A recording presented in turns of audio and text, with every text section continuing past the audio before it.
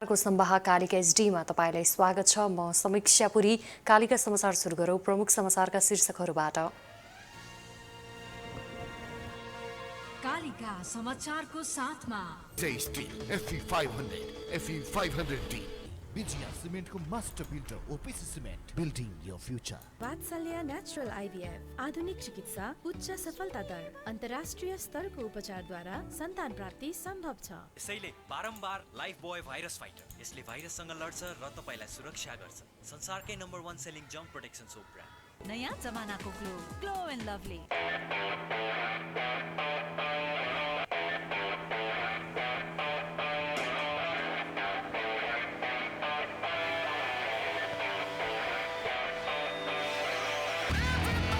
Yes, Yamaha.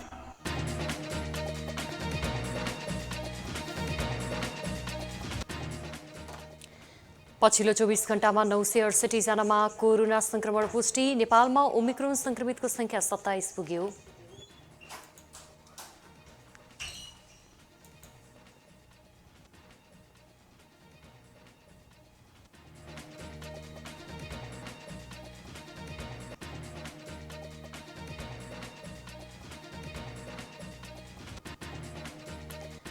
राष्ट्रिय सभा निर्वाचनको परिणाम प्रतिकूल आउन सक्ने एमाले अध्यक्ष ओलीको भनाई। ओलीले निर्वाचनमा हार स्वीकार गरिसकेको नेकपा यसका अध्यक्ष नेपालको तर्क।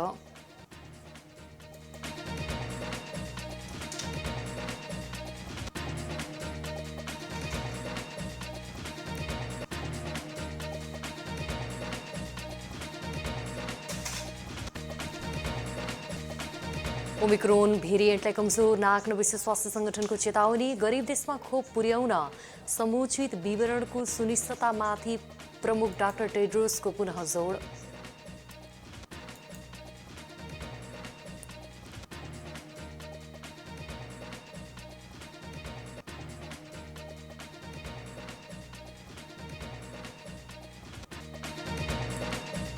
र सङ्कटा र सातो बाटो बीचको खेल 1-1 गोलको बराबरीमा सकियो।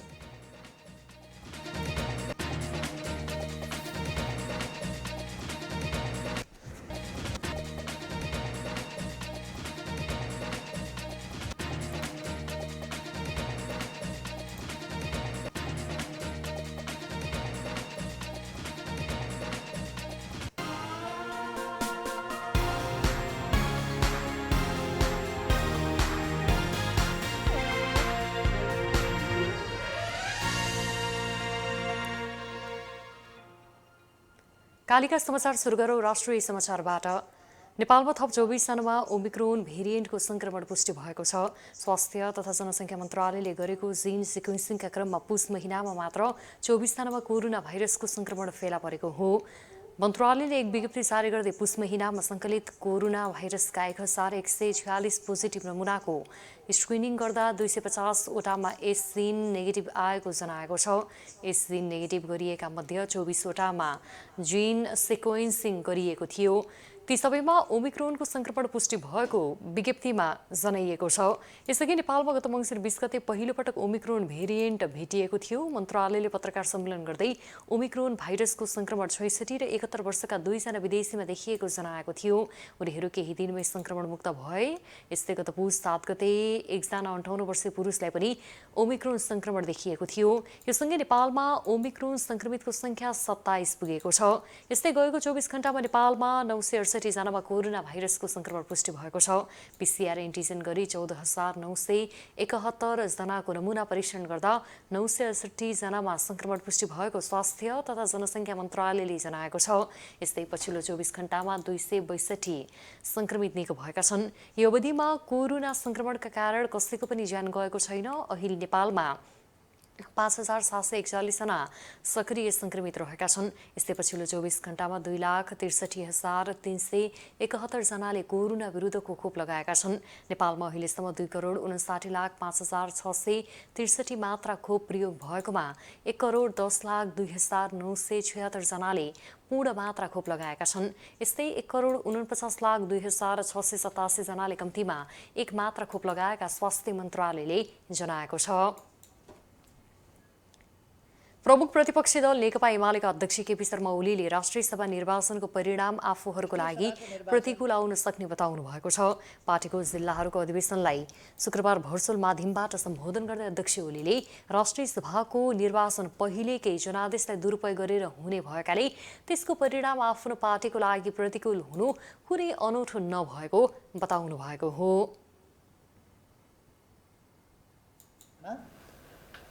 निर्वाचित पहिलेकै जनमतबाट हाम्रो बेग्लै परिस्थितिको जनमतबाट जो निर्वाचित भएका थिए तिनीहरूलाई नै एउटा बिगार्ने भत्काउने स्थितिबाट र प्रतिक्रियावादीसँग साँठगाँठ गरेर कम्युनिस्ट आन्दोलनभित्रैबाट सखाप पार्ने उद्देश्यका साथ केही तत्त्वहरू लागे। मैले तिनको नाम भनिरहनु पर्दैन, सबैलाई थाहा छ।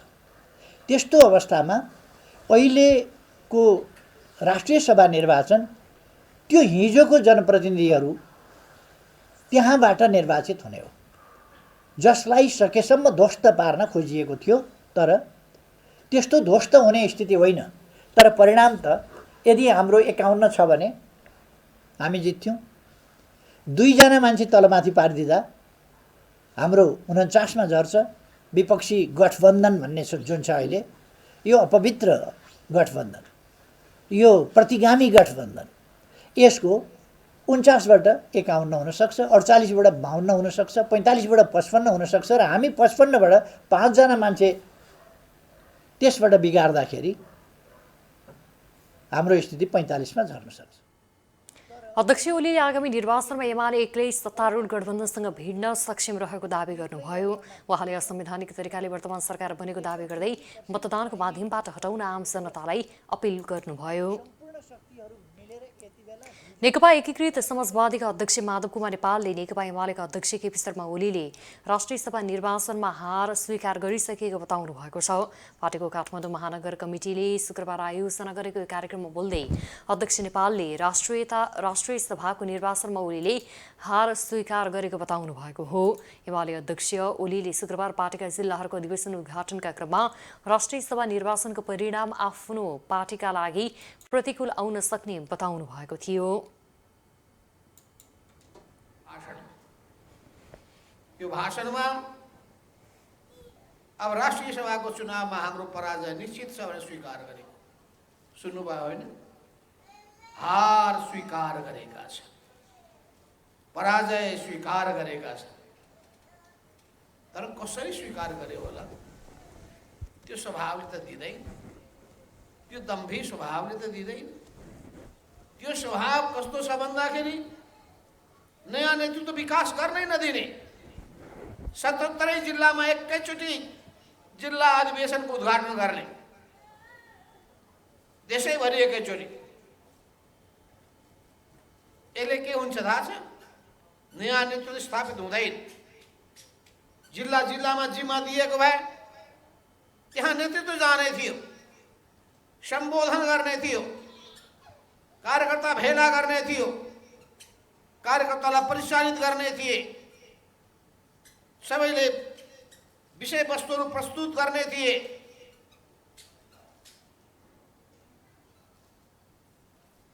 अनि नेतृत्व स्थापित पनि हुने थियो। अध्यक्ष नेपालले जनताको जीवन परिवर्तन गर्नको लागि आफ्नो पार्टी स्थापना गरेको बताउनुभयो। उहाँले जनताको जीवनमा परिवर्तन ल्याउने गरी आचरण र व्यवहार देखाउन पनि पार्टीका नेता कार्यकर्तालाई निर्देशन दिनुभयो।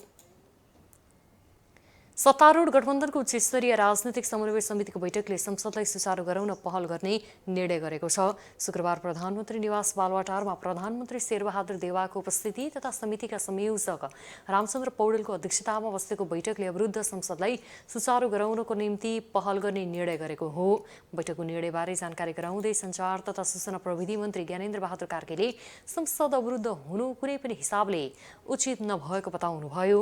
संसद सुचारू गर्न सरकारको जति भूमिका र कर्तव्य प्रतिपक्षको पनि हुने उहाँले बताउनुभयो।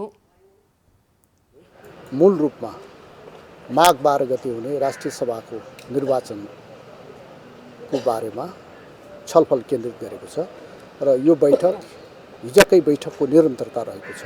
र अर्को विषय, संसद लामो समयदेखि अवरुद्ध छ र यसरी संसद अवरुद्ध हुनु हरेक हिसाबले यो उचित होइन। त्यसैले संसदलाई सुचार गर्ने बारेमा पनि छलफल भएको छ। संसद सुचार गर्नु त्यसैगरी समितिको बैठकमा माघ 12 गते हुने राष्ट्रिय सभाको निर्वाचनको सम्बन्धमा पनि छलफल गरिएको उहाँले जानकारी दिनुभएको थियो। संसदलाई सुचार गर्नु एकता शान्ति र संस्कारको संवाहक कालिका एसडीमा प्रसारित कालिका समाचारमा पालो भएको छ विज्ञापनको। तर त्यसभन्दा अगाडि प्रमुख समाचारका शीर्षकहरू। कालिका समाचारको साथमा Vijay steel FE 500 FE 500D Vijaya सिमेन्टको master builder OPC cement building your future. Vatsalya natural IVF आधुनिक चिकित्सा उच्च सफलता दर अन्तर्राष्ट्रिय स्तरको उपचारद्वारा सन्तान प्राप्ति सम्भव छ। यसैले बारम्बार लाइफ बोय भाइरस फाइटर, यसले भाइरससँग लड्छ र तपाईलाई सुरक्षा गर्छ। संसारकै number 1 selling jump protection soap brand. नयाँ जमानाको ग्लो एन्ड लभली।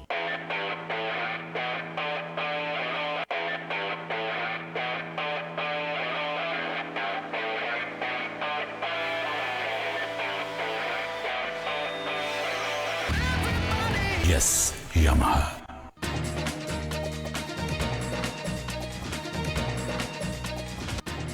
पछिल्लो 24 घण्टामा 968 जनामा कोरोना संक्रमण पुष्टि। नेपालमा ओमिक्रोन संक्रमितको संख्या 27 पुग्यो।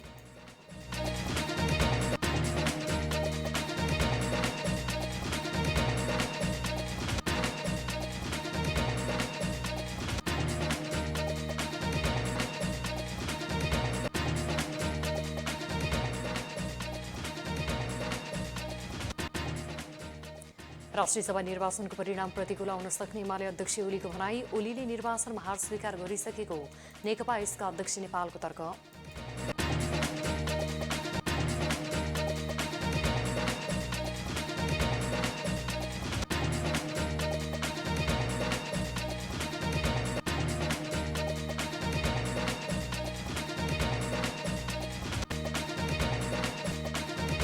ओमिक्रोन भेरिएन्टलाई कमजोर नआख्न विश्व स्वास्थ्य संगठनको चेतावनी। गरिब देशमा खोप पुर्याउन समुचित विवरणको सुनिश्चिततामाथि प्रमुख डाक्टर टेड्रोसको पुनः जोड।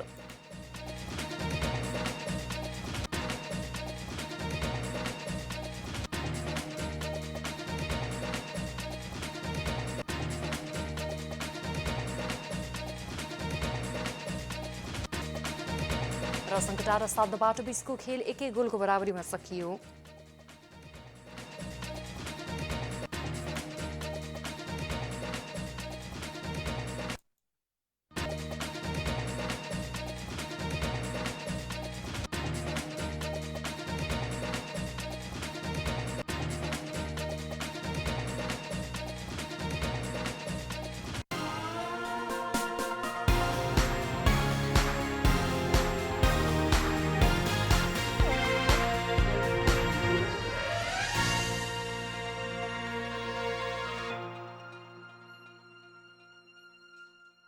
पूर्ण स्वचालित मसिनमा उच्च स्तरीय ब्लेड प्रयोग गरी उत्पादन भएको नेपालको पहिलो टेगुम जर्मनी प्रविधिद्वारा उत्पादित विजय स्टिल सम्पूर्ण रूपमा ल्याब परीक्षणपछि उत्पादन हुने अत्यधिक भूकम्प प्रतिरोधक, वर्षौंसम्म टिक्ने, खिया प्रतिरोधक, उच्च शक्ति, उत्कृष्ट बचत अनि उच्च लचकता, अग्नि प्रतिरोधक, रिब्समा अतिरिक्त मोटाई, उच्च वेल्डिङ क्षमता अनि उच्च इलोङ्गेसन, एक नासको तौल, लम्बाई अनुपात। अब आफ्नो निर्माणलाई दिनुहोस् विजय स्टिलको शक्ति। Vijay steel FE 500 FE 500D Vijay steel born to rule. विश्वास कुनै पनि बेला ढल्न सक्छ। अब हामीलाई चाहिन्छ यस्तो आधार जसको मजबुतीले वर्षौं वर्षसम्म हामीलाई विश्वास दिलाओस्। पूर्णतया मजबुतीको अनि विश्वस्त जिन्दगीको मास्टर बिल्डर ओपिसी सिमेन्ट जसको हरेक कणले बोकेको छ पूर्णतया मजबुती। विजया सिमेन्टको master builder OPC cement building your future.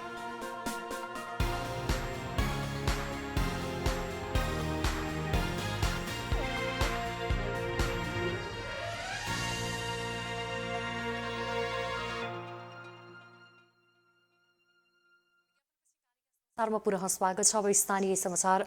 Nepal communist party UML चितवनको 10औं जिल्ला अधिवेशन सुरु भएको छ। पार्टी अध्यक्ष केपी शर्मा ओलीले चितवन सहित देशभरका सबै जिल्ला अधिवेशनलाई आज भर्चुअल उद्घाटन गर्नुभएको हो। 2 दिनसम्म सञ्चालन हुने अधिवेशनलाई सम्बोधन गर्दै नेकपा एमालेका उपाध्यक्ष रामबहादुर थापा बादलले अबको निर्वाचनमा एमाले 2/3 मतका साथ सबैभन्दा ठूलो पार्टी हुने बताउनु भएको छ। नेकपा एमालेका उपाध्यक्ष सुरेन्द्र पाण्डेले एमाले विरुद्ध मोर्चाबन्दी भएकाले एमालेलाई अहिले चुनौती थपिएको बताउनु भएको छ।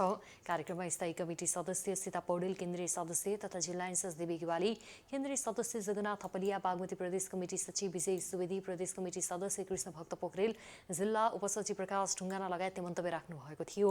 अहिले बन्द सत्र सुरु भएको छ। जिल्ला अधिवेशनको लागि विभिन्न स्थानीय तह र पेशागत संगठनहरूबाट 1600 प्रतिनिधिहरू छानिएका छन्। विभिन्न स्थानीय तहका वडाहरू, वर्गीय र पेशागत संगठनहरूबाट प्रतिनिधिहरू छानिएका हुन्। छानिएका प्रतिनिधिहरूमा झण्डै 40% महिला रहेका छन्। यस अधिवेशनले विगतमा भएका कामको समीक्षा, भावी योजना र नेतृत्व चयन गर्नेछ। चितवन जिल्ला अध्यक्ष बन्नको लागि एमाले नेताहरू तेजेन्द्र खड्का, कृष्ण भुर्तेल, रामप्रसाद न्यौपाने र कमल पाठकले आकांक्षा देखाएका छन्। अमेरिकी मिलेनियम च्यालेन्ज कर्पोरेसन एमसीसी संसदबाट पारित भएपछि सञ्चालनको अधिकार नेपालसँग नरहने विज्ञहरूले बताएका छन्। राष्ट्रिय जनमोर्चा चितवनले शुक्रबार भरतपुरमा गरेको अन्तर्क्रिया कार्यक्रममा बोल्दै विज्ञहरूले विकासलाई आधार बनाएर विश्वव्यापी अमेरिकी सैनिक गठबन्धनको दायराभित्र पारिएको बताएका हुन्। कार्यक्रममा कार्यपत्र पेश गर्दै राष्ट्रिय जनमोर्चाका नेता भैरव रेग्मीले बिजुली, रोड जस्ता विकासको कुरा भन्दा यो राजनीतिक उद्देश्यबाट प्रेरित भएको दावी गर्नुभयो। उहाँले नेपाललाई आफ्नो सैनिक घेराभित्र पार्ने प्रोजेक्टको रूपमा आएको जिकिर गर्नुभयो। नेपाली काङ्ग्रेसका जिल्ला सचिव राजीव न्यौपानेले एमसीसी जस्ताको त्यस्तै पारित गर्न नहुने बताउनुभयो। नेकपा मालेकी केन्द्रीय सदस्य भगवती घिमिरेले एमसीसी जनताको हितमा नरहेकाले खारेज गर्नुपर्ने बताउनुभयो।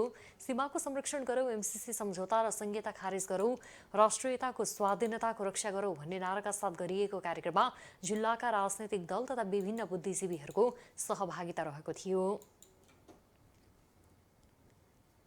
सुकुम्बासी तथा अव्यवस्थित बसोबासहरूको समस्या समाधान नगरिएको भन्दै चितवनमा सरकार विरोधी बृहत र्याली गरिने भएको छ। नेपाल बसोबास बस्ती संरक्षण सभा जिल्ला कमिटी चितवनको आयोजनामा यही पुस 26 गते सरकार विरोधी बृहत र्याली गरिने भएको हो। देशैभर सञ्चालन भइरहेको नो पूर्जा नो भोट अभियान अन्तर्गत बृहत र्याली आयोजना गर्न लागि समाजका चितवन जिल्ला कमिटीका अध्यक्ष छविलाल देवकोटाले जानकारी दिनुभयो। उहाँले नारायणगढको लाइसुकबाट सुरु भई बजार परिक्रमा गरी भरतपुरको गेस्ट हाउस सौरमा पुगेर सभामा परिणत हुने बताउनुभयो। विगतका दिनहरूमा विभिन्न राजनैतिक दलहरूले लाल पूर्जा लगायतका आफूहरूको मागलाई सम्बोधन गरिने भनिए पनि पूरा नगरिएको अध्यक्ष देवकोटाले गुनासो गर्नुभयो। साथै सरकारले सुकुम्बासी समस्या समाधान आयोग गठन गरी सुकुम्बासीहरूलाई झुक्काएको समेत उहाँको आरोप रहेको छ। कालिका समाचारमा अब अर्थ समाचार। पछिल्लो एक सातामा शेयर बजार मापक निप्से परिसूचक 167.97 अङ्कले वृद्धि भएको छ। गत साताको बुधबार अन्तिम कारोबारको दिन परिसूचक 5.51 अङ्क बढेर 2524.50 बिन्दुमा पुगेर रोकिएको थियो। पछिल्लो सातामा 5 दिन कारोबार भएको निप्से परिसूचक 4 दिन उकालो लाग्दा एक दिनले भने गिरावट आएको छ। यसरी 5 दिन भएको कारोबारमा निप्से परिसूचक 167.97 अङ्कले वृद्धि भएर 2692.97 बिन्दुमा पुगेर रोकिएको छ। कालिका समाचारमा अब अन्तर्राष्ट्रिय समाचार। विश्व स्वास्थ्य संगठन WHO कोरोना भाइरसको ओमिक्रोन भेरिएन्टलाई कमजोर नाक्न सचेत गराएको छ। संक्रमण विश्वभरि फैलिएको र मानिसले ज्यान गुमाउन थालेका भन्दै WHO ओमिक्रोनलाई कमजोर नाक्न चेतावनी दिएको हो। पछिल्ला अध्ययनले ओमिक्रोन कोरोनाका अरू भेरिएन्टभन्दा कमजोर देखाएका थिए, तर WHO का प्रमुख डाक्टर टेड्रोस ग्रेबेसिसले ओमिक्रोनका कारण धेरै सङ्ख्यामा मानिस सङ्क्रमित हुँदा स्वास्थ्य प्रणाली नै दबावमा परेको बताउनु भएको छ। साथै डाक्टर टेड्रोसले गरिब देशमा खोप्रियाउने यसको समुचित विवरणको सुनिश्चिततामाथि पुनः जोड दिनुभएको बीबीसीले जनाएको छ। कालिका समाचारमा अब खेल समाचार। शहीद स्मारक डिभिजन लिग अन्तर्गत शुक्रबारदेखि सुरु भएको 8औं चरणको पहिलो खेलमा सङ्कटा क्लब र साधुबाट युथ क्लब बीचको खेल बराबरीमा सकिएको छ। त्रिपुरेश्वरको दशरथ रङ्गशालामा भएको खेलमा सङ्कटा र साधुबाटोले एक गोलको बराबरी खेलेका हुन्। निकै प्रतिस्पर्धात्मक बनेको खेलमा दुवै टोलीले खेलको पहिलो हाफमा एक गोल गरेका थिए। 7 बाटोको लागि सुशील राईले 23 मिनेटमा गोल गर्दै टोलीलाई 1-0 को अग्रता दिलाएका थिए। 7 बाटोको अग्रता लामो समयसम्म टिक्न सकेन। खेलको 32 मिनेटमा सङ्कटाका लागि जयाले गोल गर्दै खेललाई 1-1 को बराबरीमा ल्याए। खेलको दोस्रो हाफमा गोल हुन नसकेपछि खेल 1-1 गोलको बराबरीमा सकिएको हो। यो बराबरी खेलसँगै अपराजित रहेको सङ्कटा 8 खेलबाट 14 अङ्क जोडेर अङ्क तालिकाको तेस्रो स्थानमा छ भने समान खेल खेलेको 7 बाटो 9 अङ्क जोडेर तालिकाको 8औं स्थानमा रहेको छ। एकता शान्ति र संस्कारको सम्वाह कालिका एचडीमा प्रसारित कालिका समाचारको अन्त्यमा प्रमुख समाचारका शीर्षकहरू पुनः एकपटक। कालिका समाचारको साथमा Vijay steel FE 500 FE 500D Vijaya सिमेन्टको master builder OPC cement building your future. Vatsalya natural IVF आधुनिक चिकित्सा उच्च सफलता दर अन्तर्राष्ट्रिय स्तरको उपचारद्वारा सन्तान प्राप्ति सम्भव छ। यसैले बारम्बार लाइफ बोय भाइरस फाइटर, यसले भाइरससँग लड्छ र तपाईलाई सुरक्षा गर्छ। संसारकै number 1 selling jump protection soap brand. नयाँ जमानाको ग्लो एन्ड लभली।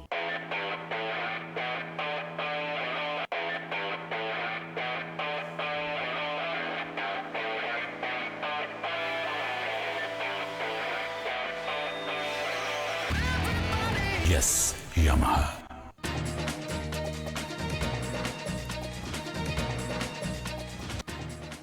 पछिल्लो 24 घण्टामा 968 जनामा कोरोना संक्रमण पुष्टि। नेपालमा ओमिक्रोन संक्रमितको संख्या 27 पुग्यो।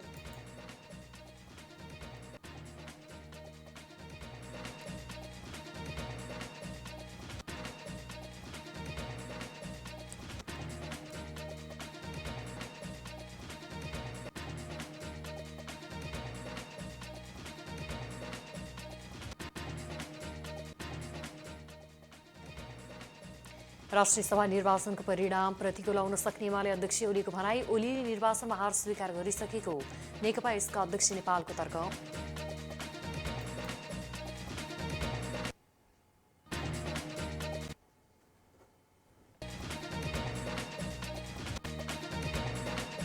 ओमिक्रोन भेरिएन्टलाई कमजोर नाक्न विश्व स्वास्थ्य संगठनको चेतावनी। गरिब देशमा खोप पुर्याउन समुचित विवरणको सुनिश्चिततामाथि प्रमुख डाक्टर टेड्रोसको पुनः जोड।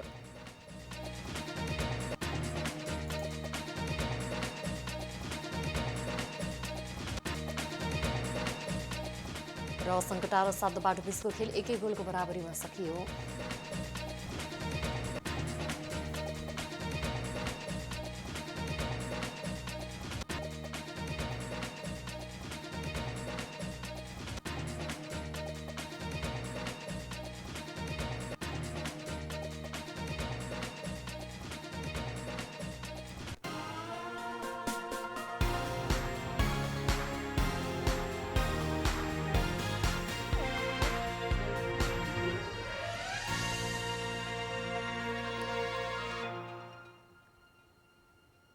एकता शान्ति र संस्कारको सम्वाह कालिका एचडीमा प्रसारित कालिका समाचार अहिलेका लागि यति नै। हेर्दै गर्नुहोला कालिका एचडी। म समीक्षा पुरी बिदा हुन्छु। नमस्कार।